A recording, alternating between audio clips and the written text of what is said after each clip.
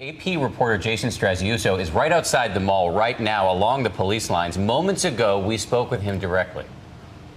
Can you describe for me the scene at the mall right now? What are you seeing from your vantage point?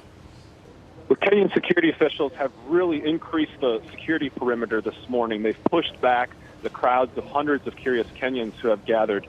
And are you hearing gunfire still? The gunfire over the last hour or two has tapered off. I haven't really heard any. However, and I don't know what this means, just a little while ago we saw Kenyan security forces enter the mall with what looks like a rocket-propelled grenade, which seems like a really heavy weapon for this type of situation. How well trained are Kenyan security forces? Are they equipped to handle a situation like this? In general, the low-ranking, low-trained guys, the answer is absolutely not. And there was a slow response yesterday because there's not a lot of resources here. Police don't have cars, typically. They're on foot. Security forces were arriving on foot to this emergency yesterday. However, Kenya's elite units have been trained by the U.S. military and Britain's military. And those guys, by all accounts, really know what they're doing. And so while the initial response was a little bit slow, are the elite troops on the scene now, at least?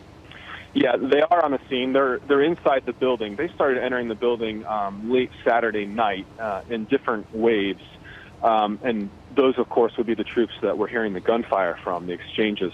And to be clear, as far as we can understand it here, the motivation for this attack is not to go after Westerners, but really it's about African politics and the Somalians wanting the Kenyans out of their country. Is that a correct assessment?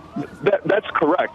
These hardcore terrorists understand the power of public relations, and they know that hitting this upscale mall where Americans and Europeans go to eat and go to shop generates a lot of news in Europe, a lot of news in America, and that's ultimately what they're seeking.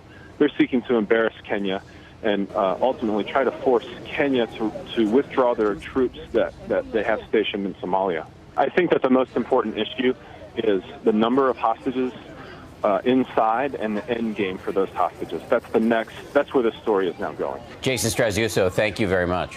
Thank you.